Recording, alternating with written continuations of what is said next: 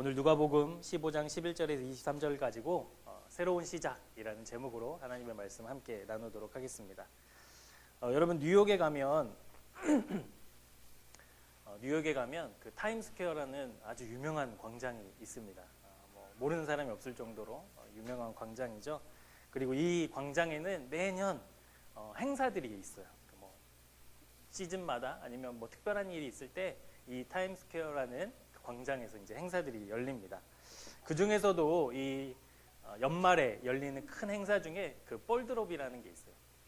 너무 사투리 같나요? 볼드롭. 볼드롭이라는 연말 행사가 있어요. 연말 행사. 그게 뭐냐면 이런 겁니다. 커다란 공이 이렇게 반짝반짝하는 커다란 공이 그 타임스퀘어 광장의 빌딩의 위에 꼭대기에서부터 천천히 내려오는 거예요. 이게 뭐냐면 한 해의 마지막을 이 공과 함께 이제 보내는 거죠. 그래서 그 40m 높이에서 공이 천천히 떨어지면서 이제 한 해가 마무리되고 이 공이 바닥에 딱 닿으면 이제 새해가 시작되는 거죠. 그래서 보시면 엄청난 사람들이 모여서 이 연말 연시를 함께 보내고 있는 모습을 보게 됩니다. 이 볼이 제가 찾아보니까 지름이 3.7m고요. 32,256개 LED가 박혀 있고 무게만 5.4톤이래요. 근데 이제 이것이 이렇게 카운트다운이 시작되면서 이제 한 해를 마무리하고 보시면 이제 하늘에서 엄청난 종이꽃이 내려지게 됩니다. 이때 뿌려지는 종이가 1.3톤이래요. 그러니까 온 그 뉴욕 스퀘어 광장을 다 뒤엎을 정도로 이제 꽃가루를 막 뿌려대는 것이죠. 그래서 수많은 사람들이 이렇게 올해를 보내고 이제 새해를 맞이하는 그 행사, 이것이 이제 뉴욕의 타임스퀘어라는 광장에서 아주 유명하고 이게 전 세계에서 한 1억 8천만 명 정도가 이렇게 시청하는 그런 프로그램이 되었다고 이야기를 합니다. 여러분 미국에서만 이렇게 연말을 보내는 큰 행사들을 하는 게 아니죠.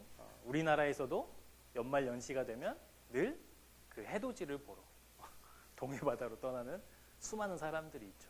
저도 전도사 사역할 때 청년들이 정동진에 해 보러 간다고 송구영신 예배 끝나고 막 가자고 해가지고 한번 갔다 왔던 적이 있었어요. 아주 차도 막히고 이 새벽에 밤 꼴딱 새고 왜 가야 되는지, 그냥 해는 매일 떠오르잖아요. 왜 그랬는가 막 힘들어가지고 막 고생했던 적이 한 번 있었는데, 보통 사람들도 이렇게 새해를 새로운 마음으로 시작하려고 이제 애쓰고 있죠. 세상 사람들이야 이렇게 보낸다고 하지만 그러면 교인들은, 그리스도인들은 어떻게 보내고 있을까? 여러분 잘 아시겠지만 교회마다 송구영신 예배를 교회도 드리고 있죠. 그래서 1년 내에 보지 못했던 교인이 송구영신 예배 때 다 번듯하게 와서 예배 드리는 경험들이 있을 겁니다. 저도 전에 사역하던 교회에서 이 송구영신 예배를 준비하는데 예배니까 되게 잘 준비해야 되는 게 맞죠. 근데 수십 번 반복했던 일이 뭐였냐면 이 12월 31일 11시 59분 그래서 50초부터 그 10초간의 그 카운트다운을 실제 시계와 이 전광판과 그 맞추는 연습, 이걸 수십 번 했던 적이 있어요. 그래서 방송실을 왜 그러냐, 왜 안 맞냐 이러면서 하여튼 막 스트레스 받았던 적이 있거든요. 그러니까 교회가 송구영신 예배를 드리고 또 그 자리에 또 이벤트들을 하고 교인들도 그렇다라는 것이죠. 그래서 보통 사람들 뿐만 아니라 하나님을 믿는 하나님의 백성들 역시도 이 한 해의 마지막과 새해의 시작을 되게 중요하게 생각한다라는 것이죠. 여러분 우리의 인간의 관점에서는 한 해의 마지막 그리고 새해의 시작, 이것이 굉장히 큰 의미가 있고 또 의미를 부여할 수 있겠습니다. 그런데 여러분 우리가 믿는 하나님의 관점에서 보자면 12월 31일 11시 59분과 새해 1월 1일 0시 0분, 1분, 여러분 그것이 어떤 의미가 있을까?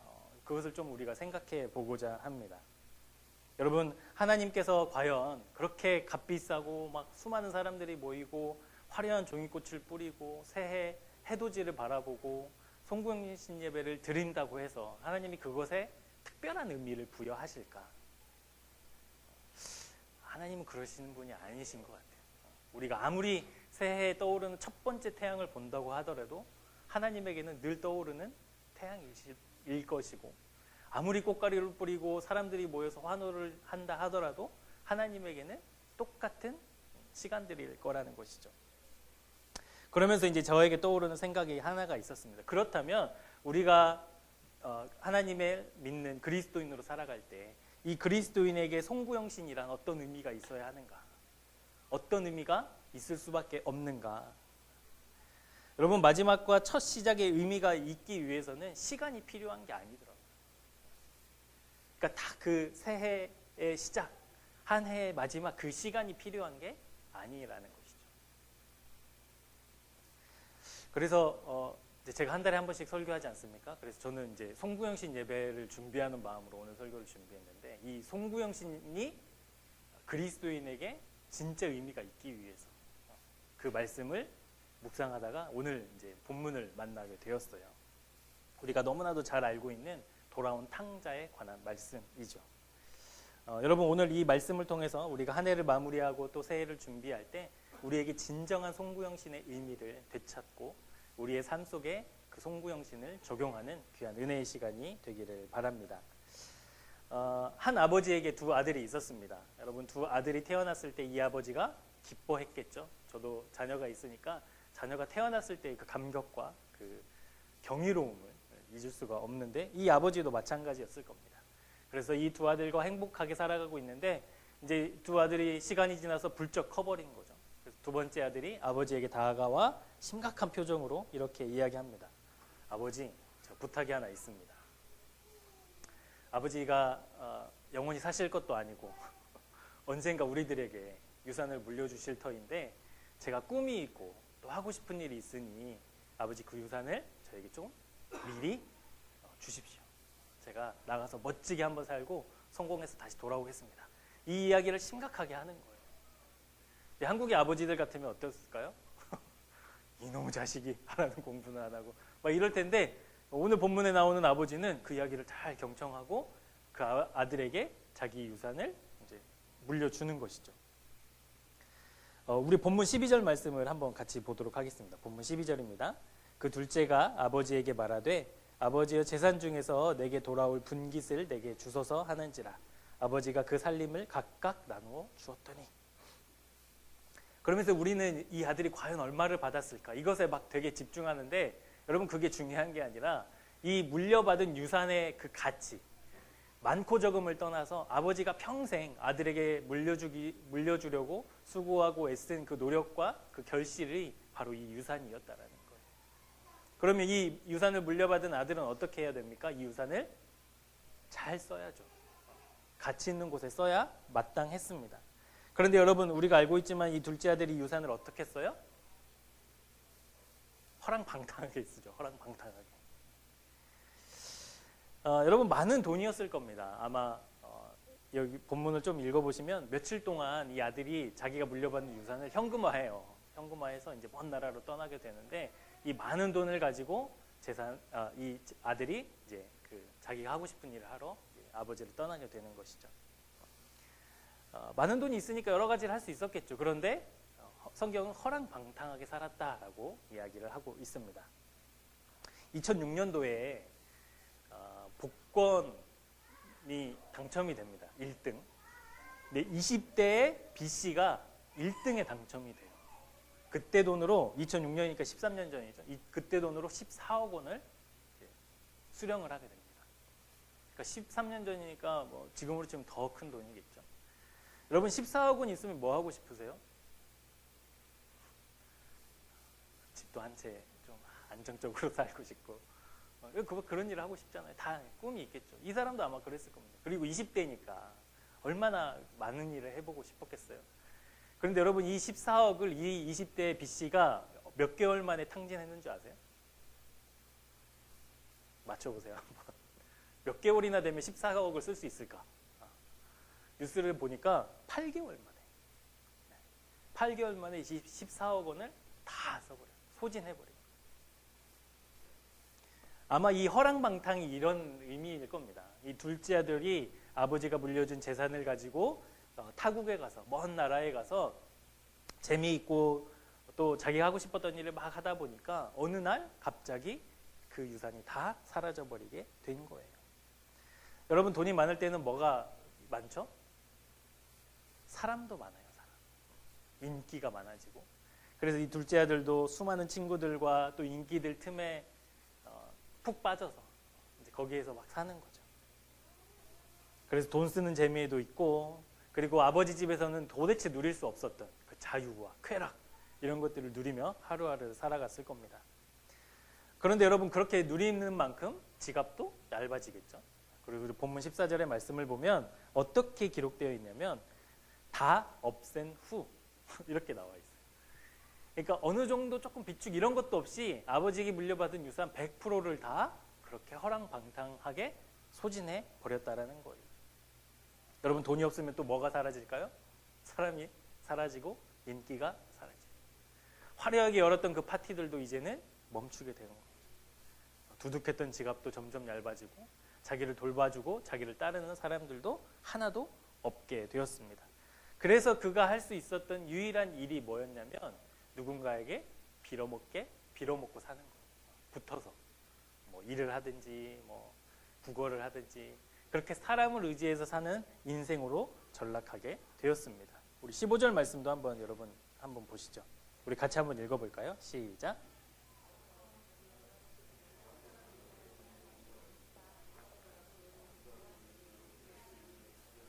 네, 그가 사람에게 붙어서 먹고 사는데 그 사람이 그냥은 먹고 살 수 없으니 돼지를 치며 들에 나가서 이제 살게 하게 했다라는 거예요. 여러분, 돼지는 율법적으로 부정한 짐승이죠. 되새김질을 하지 않으니까. 근데 이 부정한 짐승을 집에서 키우는 게 아니라 들에서 키우는 거예요. 들에서. 그러니까 야생 돼지를 키우는 거죠. 얼마나 힘들었겠어요. 그 비참한 일을 하게 되는 거예요. 그리고 뭐 그 다음 말씀을 보면 어떤 열매를 먹으려고 해요? 쥐염 열매.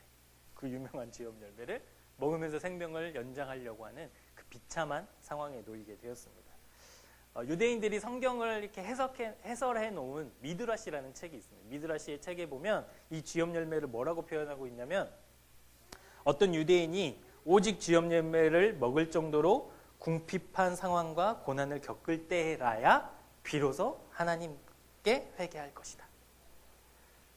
그러니까 쥐염 열매는 평소에 먹는 열매가 아니라 어쩔 때 먹냐면 정말 죽기 직전에, 굶어 죽을 직전에 먹는 열매가 이 쥐염 열매라는 거예요. 근데 사람은 그런 비참하고 궁핍한 상황이 되어서야 비로소 하나님께 회개한다라는 그 이제 유대인들의 지혜를 우리가 엿볼 수 있습니다. 분명히 이 둘째 아들은 자기가 경험할 수 있는 최고의 처절함과 비참함을 지금 들에서 경험하고 있었던 것이 틀림없습니다. 근데 이러한 그 비참함과 고난 속에서 이 둘째 아들이 무슨 생각을 했는지 우리 본문 17절 말씀을 함께 보도록 하겠습니다. 17절 말씀입니다. 시작. 이에 스스로 돌이켜 이르되 내 아버지에게는 양식이 풍족한 품꾼이 얼마나 많은가, 나는 여기서 주려 죽는구나. 이 비참함 속에서 이 둘째 아들은 무엇을 생각했냐면 자기가 떠나온 아버지 집을 기억하게 된 거예요. 그래서 여러분, 오늘 본문 설교의 제목이 새 시작이잖아요. 이 새 시작의 첫 번째는 뭐냐면 기억하는 거예요. 기억하는 거예요. 흔히 막장이라고 불리는 이 상황에 놓인 둘째 아들은 아버지를 기억하고 아버지의 집을 기억해 냈습니다.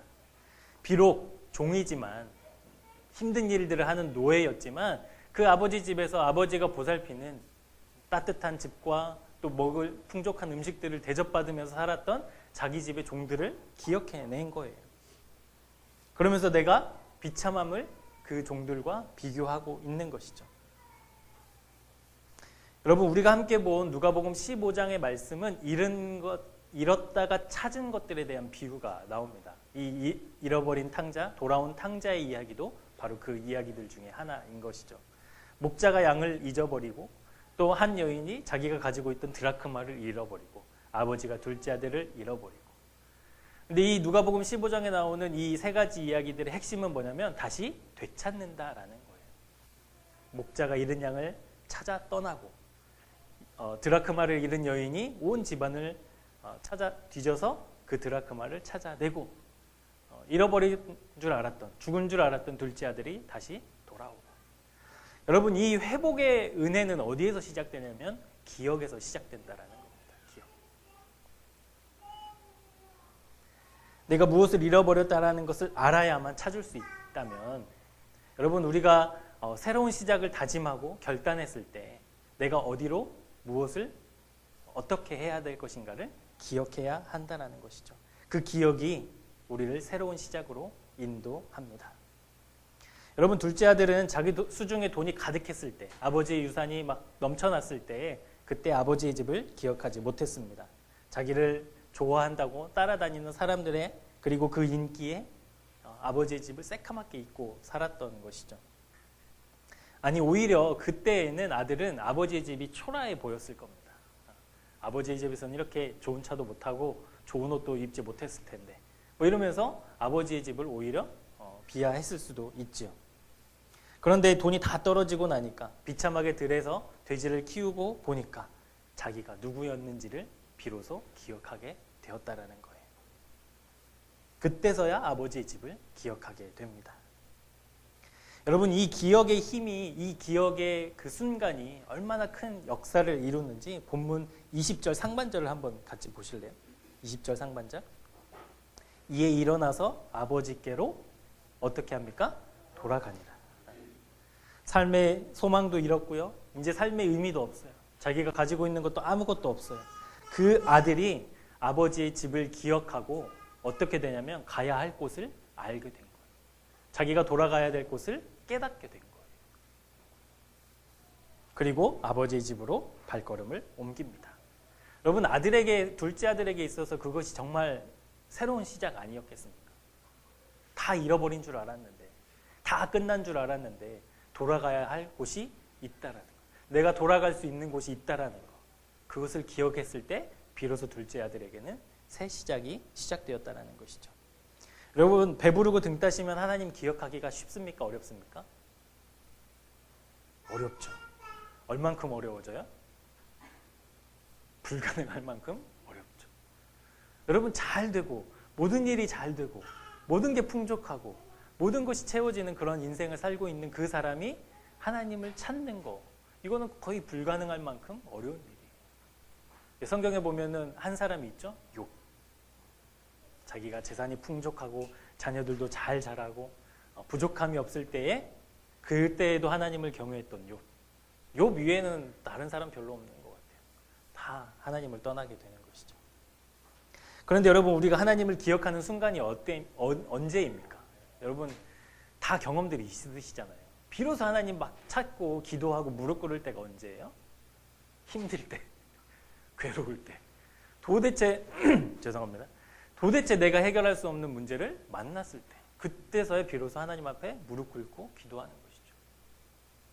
그러니까 저희가 이게 주중에 이렇게 사람들 만나고 그런 보면 직장 생활하는 사람들 중에 하나님을 새롭게 이렇게 믿겠다라고 결단한 사람들이 많지 않아요. 바쁘기도 하지만 삶에 특별한 문제들이 별로 없거든요. 하나님 믿는다고 해서 내 삶이 더 좋아질 게 뭐가 있을까? 이런 생각들을 하는 사람들에게 복음은 그냥 그저 좋은 소리 정도일 뿐인 거죠. 근데 정말 괴롭고 힘들고 회사에 막 치이고 이런 사람들은 자기가 하나님 믿지 않는데 기도 좀 해달라고 그렇게 찾아오는 분들도 있어요. 그러니까 등 따시고 배부르면 하나님 찾기가 어렵죠. 이 둘째 아들도 똑같습니다. 그런데 여러분, 이 등 따시고 배부를 때 우리는 누구를 기억해야 돼요? 하나님 기억해야 돼요. 하나님 기억해야 돼요. 그리고 오늘 이 말씀을 보면서 하나님이 우리에게 주신 메시지는 뭐냐면 하나님을 기억해내야 한다는 거예요. 우리의 삶 속에서. 고난 중에 있습니까? 물론 하나님 기억하기 쉽겠죠. 여러분, 일이 잘 되고 어려움이 없습니까? 그때 하나님을 기억해야 되는데 그냥 하나님 기억해야지가 아니라 기억해내는 거예요. 의지적으로.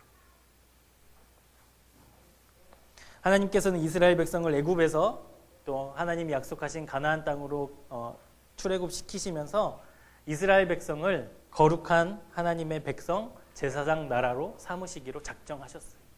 그래서 40년 동안 광야에서 그들을 훈련시키셨습니다. 하나님이 그들을 훈련시키신 이유는 뭐였냐면 준비 안 된 상태로 가나안 땅에 들어가면 가나안에 있는 우상과 문화 이런 것들을 이스라엘 백성이 다 받아들일 것이기 때문에. 그래서 광야 40년 동안 무엇을 의지하게 하셨냐면 하나님만 의지하게 하시려고 그 광야의 삶을 살게 하셨다라는 거예요. 그래서 하나님의 존재, 하나님의 역사, 하나님의 전능하심을 기억하게 하기 위해서 광야에서 하나님은 율법을 그들에게 주십니다. 규례를 주시죠. 무슨 규례를 주셨느냐? 매 7일마다 하나님을 기억하는 안식일을 기념하게 하신 거예요. 기억하게 하신 거예요. 여러분, 일주일마다 돌아올 때 하나님을 기억해내야만 했던 거예요. 그게 이스라엘 백성의 삶이었어요. 그것을 해내야만 했습니다. 하나님이 왜 그것을 그렇게 하셨냐? 여러분, 광야의 삶이 뭐 여간 힘든 삶이었겠어요? 여간 뭐 불편하고 어려운 삶이었겠어요? 그 삶 속에서 우리를 인도하시고 우리와 함께 하신 하나님을 기억해내는 장치로 이 안식일을 하나님이 삼으셨다라는 겁니다. 그럼 시편 5편 3절 말씀인데요. 우리 말씀 같이 읽어보시죠. 시작.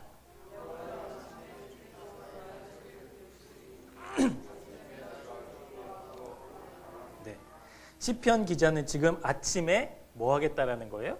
기도하겠다라는 거예요. 왜 아침에요? 아침이 좋은 시간이어서가 아니라 이 시편 기자에게 하나님을 기억해내는 장치가 뭐였냐면 아침에 기도하는 거였어요. 그래서 그 아침의 시간을 지켜내는 거였어요. 그래서 하루의 시작을 하나님을 기억하고 하나님을 생각하고 하나님을 의지해서 그 하루를 살아내는 거였어요. 이것이 장치예요, 장치. 우리가 쉐마라고 알려진 신명기 6장 4절부터 9절까지 말씀을 제가 한번 읽어보도록 하겠습니다. 이스라엘아 들으라. 우리 하나님 여호와는 오직 유일한 여호와시니 너는 마음을 다하고 뜻을 다하고 힘을 다하여 내 하나님 여호와를 사랑하라.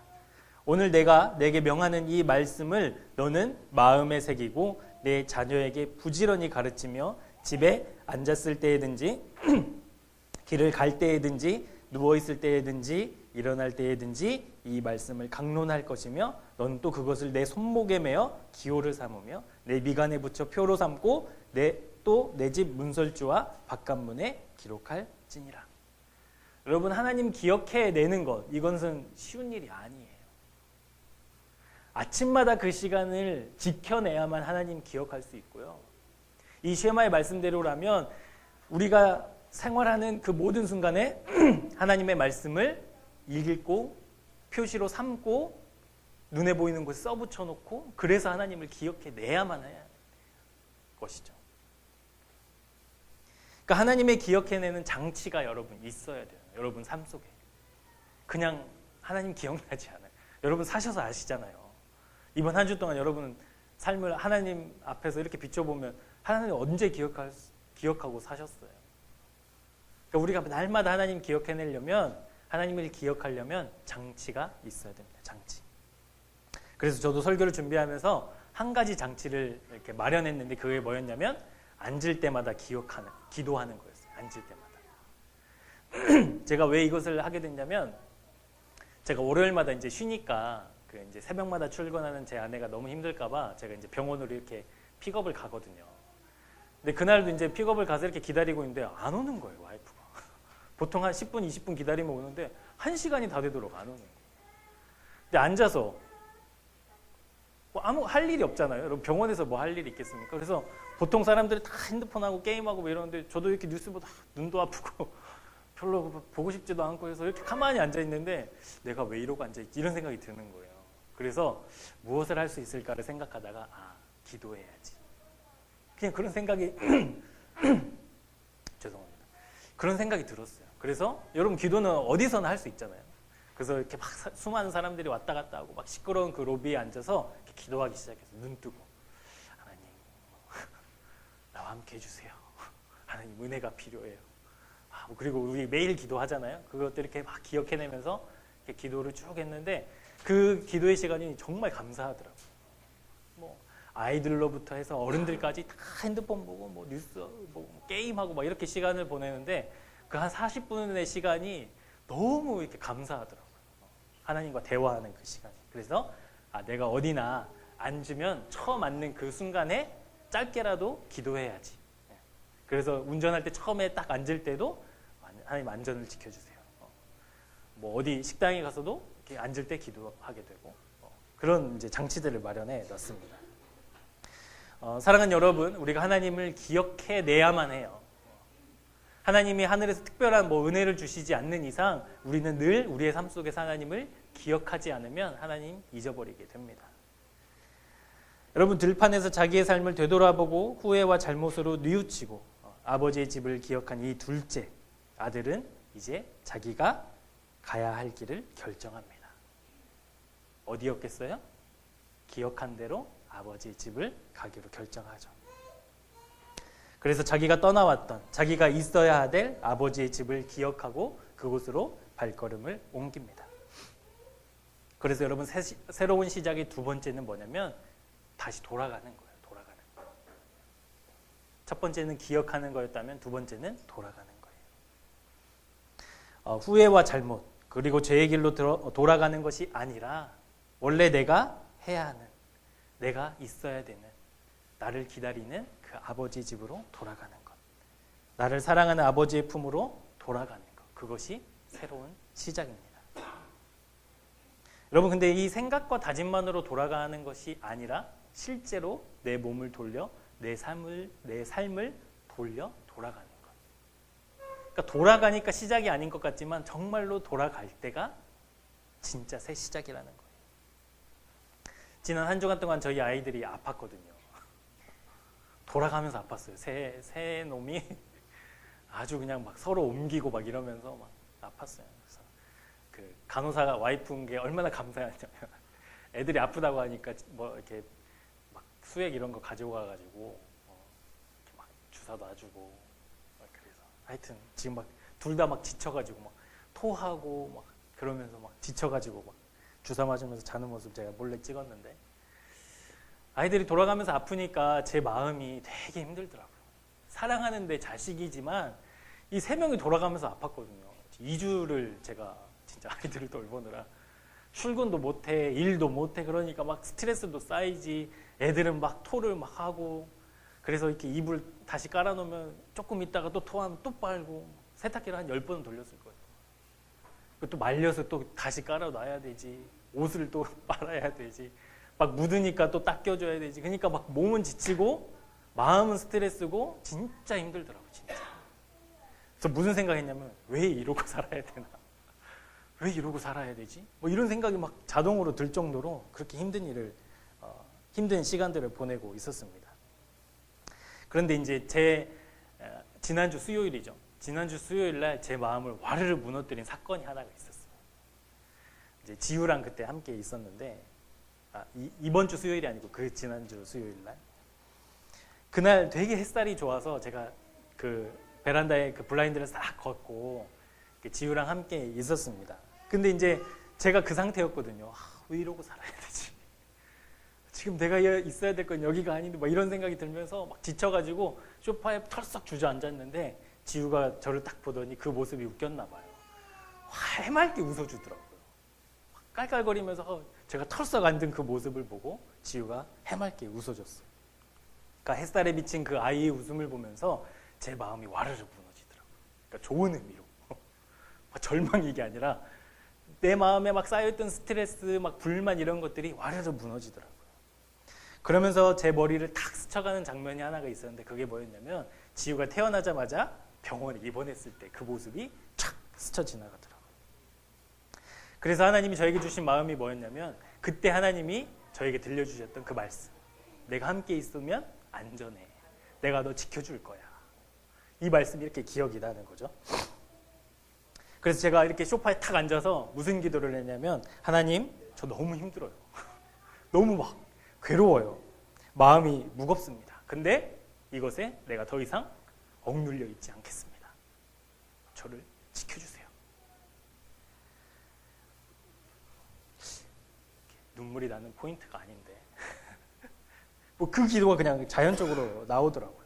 그러니까 상황에 억눌려 있고 환경에 억눌려 있는 제 마음이, 제 감정이 하나님께로 다시 돌리니까 새 힘이 이제 막 솟아 나오더라고요.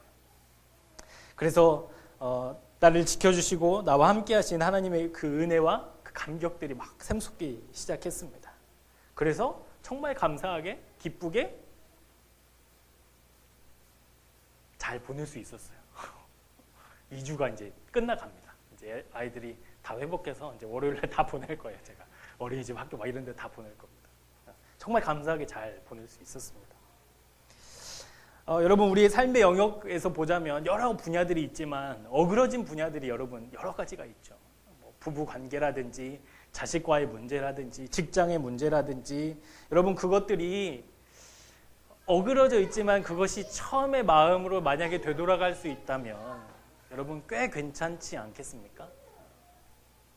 뭐 자녀와의 막 갈등이 있다. 근데 그 자녀가 태어났을 때 그 감사와 감격의 그 순간으로 만약에 되돌아간다면 직장에서 막 상사와 갈등이 있을 때 내가 그 직장에 취직하고 막 기쁨과 감사로 있을 때로 내가 되돌아간다면 부부 사이에 말할 수 없는 그리고 통하지 않는 뭔가 답답한 벽이 막 높아져만 갔을 때 두 사람이 처음 만나 뜨겁게 사랑했던 그때로 다시 되돌아간다면 꽤 괜찮지 않겠어요? 그래서 돌아가는 것이 새로운 시작입니다. 그렇다면 우리 하나님께로 우리의 영혼은 어떻게 되어야 하는가? 어떻게 되어야 하는가? 여러분 우리의 영혼도 주님께 돌아갈 때 비로소 새 시작이 열릴 줄 믿습니다. 이 말씀이 여러분에게 왜 하나님께로 내 영혼이 돌아가야만 하는지를 이렇게 증명하는 그 말씀이 되었으면 좋겠어요. 우리 요엘서 2장 12절 13절인데요. 우리의 영혼의 이 말씀을 함께 선포했으면 좋겠습니다. 우리 함께 같이 읽어보도록 하겠습니다. 시작.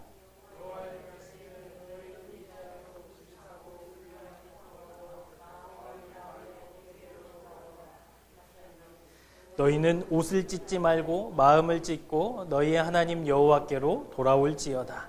그는 은혜로우시며 자비로우시며 노하기를 더디하시며 인애가 크시사 뜻을 돌이켜 재앙을 내리지 아니하시나니. 하나님은 어떤 하나님이시냐면 은혜로우시고 자비로우시고 노하기를 더디하시고 인애가 크신 하나님이라는 거예요. 그러니까 돌아오라고 하시는 거예요. 여러분 이 말씀대로라면 우리가 하나님께 돌아갈 충분한 이유가 되잖아요. 우리가 둘째 아들처럼 하나님 앞에서 제대로 살아지 못한 인생일 수도 있어요. 여러분 우리가 믿음의 모습을 뭐 다 드러내고 살지 못했을 수도 있어요. 실수도 많이 하고 욕심도 부리고 하나님의 뜻이 아닌 줄 알면서도 내가 억지로 하나님이 뜻이 아닌 길로 갔을 때도 있겠죠. 믿는다고 말은 했지만 실제로는 내가 믿는 사람의 삶을 살지 않았을 수도 있어요. 그런데 상관없어요. 그럼에도 불구하고 주님께로 돌아오면 은혜의 하나님, 사랑의 하나님, 회복의 하나님이 우리를 맞이해 주신다라는 거예요. 그러니까 우리가 주님께로 돌아가야만 새 시작이 가능한 거예요. 그렇다면 우리가 주님께 어떻게 해야 주님께로 돌아가는 것일까? 우리가 어떻게 발걸음을 옮기는 것이 하나님께로 돌아가는 것일까? 한마디로 정의하자면 내 몸과 내 생각이 하나님이 계실 만한 곳에, 하나님이 계시는 곳에 가는 거예요. 여러분 예배가 왜 중요합니까? 하나님이 이 자리에 계시니까 가는 거죠. 여러분 기도가 왜 중요해요? 내가 기도할 때 하나님이 그곳에 나와 함께 해주시니까. 그러니까 하나님께로 돌아가는 것은 하나님이 계실 만한 곳으로 내가 가는 거예요. 가는 거. 내 생각이 하나님이 기뻐하실 만한 그 생각에 고정시키는 것. 그것이 하나님께로 돌아가는 것입니다. 그리고 우리가 가야 할 곳이 바로 거기라는 것이죠. 아들은 자기가 아버지 집으로 돌아갔을 때 어떤 일이 일어날지 감히 상상할 수 없었어요. 그의 고백처럼 그저 정말 품꾼의 하나 정도로만 아버지가 여겨져도 감사하고 다행일 정도인 상황이었죠. 아니 오히려 생각해보면 문전박대를 당할 수도 있는 것이고요. 그렇게 마음 먹고 조마조마하며 아버지의 집을 갔지만 아버지가 인생의 허무함을 느끼고 다른 곳으로 이사 갔을 수도 있잖아요. 아니면 둘째 아들 다시는 돌아오지 못하게 막 집을 꼭꼭 걸어 잠그고 있을 수도 있어요. 근데 본문 19절의 말씀처럼 그 무너진 마음, 아버지께로 다시 돌아갈 때 내가 품꾼의 하나 정도로만 여김을 받아도 내가 할 말이 없다. 이런 소망을 안고 아버지의 집으로 터벅터벅 무거운 발걸음을 옮깁니다. 그런데 여러분 동네에 다다르게 되자 어떤 일이 벌어집니까? 우리 본문 20절 말씀입니다. 우리 같이 한번 읽어볼게요. 이에 일어나서 아버지께로 돌아가니라. 아직도 거리가 먼데 아버지가 그를 보고 치근히 여겨 달려가 목을 안고 입을 맞추니. 저 멀리 걸어오는 터벅터벅 내가 과연 아버지가 나를 맞아주실까? 나를 다시 쫓아내실까? 막 이런 걱정들을 하고 있을 때 동네에 다다랐을 때 아버지가 먼저 아들을 발견하고는 아들에게로 달려가는 것이죠. 이 걸음을 걸어오는 둘째 아들의 그 마음과 생각을 한번 생각해 보면 참 이렇게 두근두근 했을 것 같아요. 내가 잘한 것은 없고 갈 데는 없으니 이제 아버지의 집을 다시 돌아가는데 내가 어떤 낯으로 아버지를 보고 또 아버지의 반응이 어떨까 막 이런 고민들을 하고 있을 때 아버지가 달려와서 목을 부둥켜 안고 우는 것이죠. 사랑하는 여러분, 우리가 주님께로 돌아가야만 우리의 꿈이 현실이 되는 줄 믿습니다. 우리가 꾸는 꿈.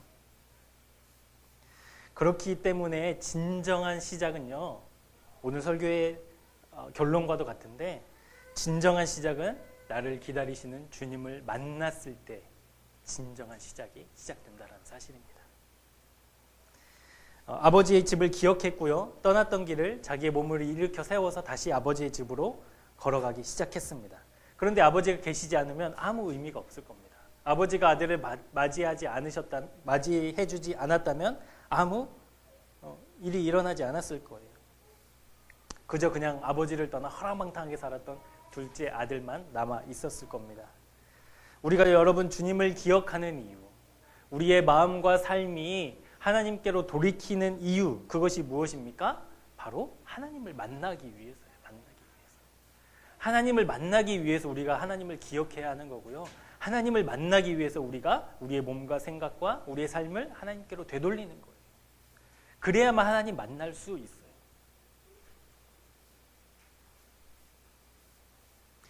둘째 아들이 아버지를 만나지 않았으면 사람들에게 손가락질 받는 그 둘째 아들로 살 수밖에 없어요. 불효자.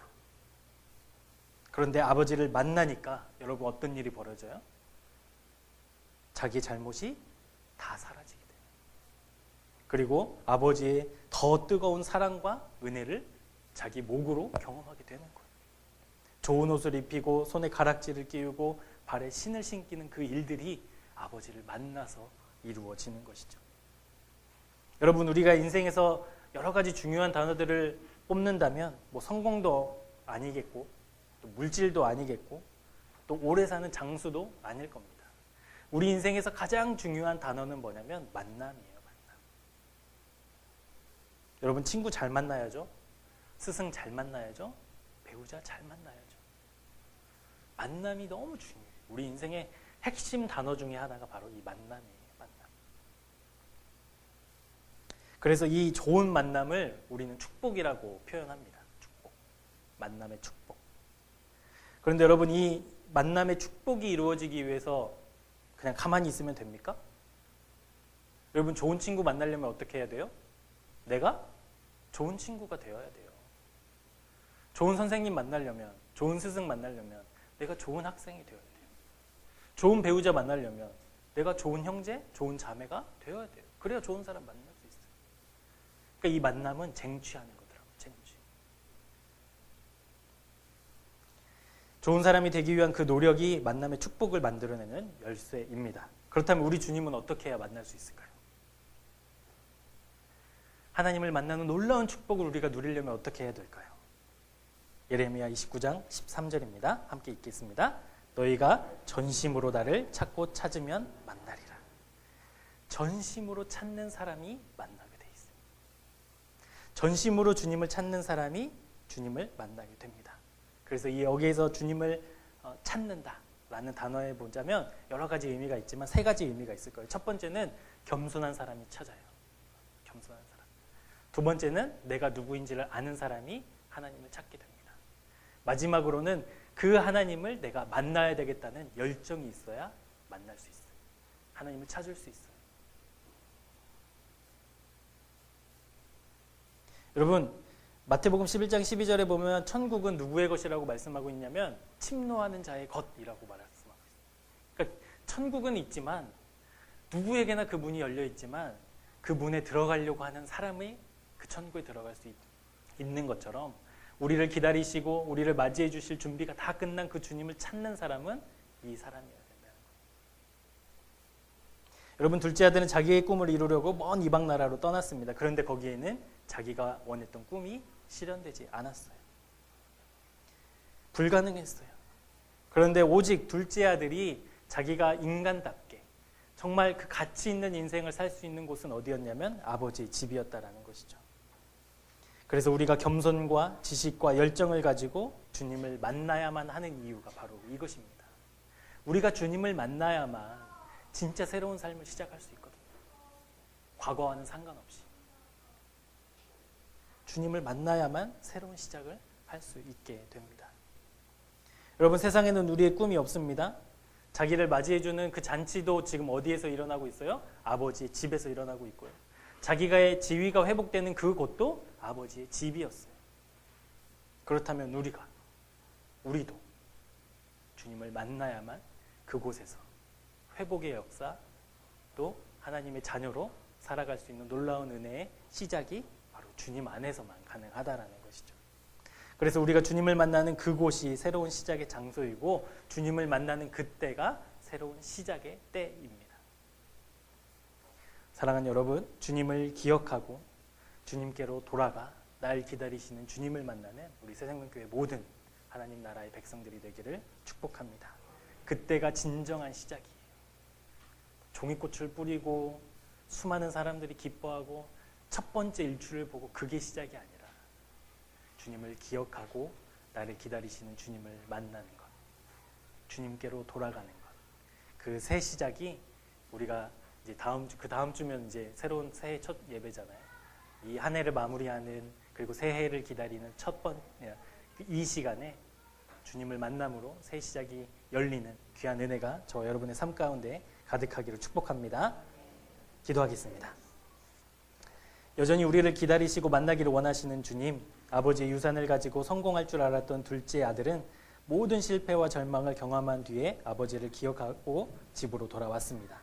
오늘 우리에게 이 말씀을 통해 지금 바로 여기에서 주님을 기억하고 주님께로 돌아가 주님을 만나고 새로운 시작을 하기 원하는 주님의 은혜인 줄 믿습니다. 우리의 어그러지고 잘못된 모든 삶의 영역들에서 주님을 기억하고 주님을 만나기 위해 주님께로 돌아가기를 결단하오니 하나님 우리와 함께 하옵소서. 아버지의 집에서 새로운 시작을 할 수 있었던 둘째 아들이 받은 은혜를 우리에게도 부어주셔서 한 해를 보내고 새해를 맞이하는 이 시기에 우리도 주님을 만나 새롭게 시작하게 하옵소서. 예수 그리스도의 이름으로 기도합니다. 아멘.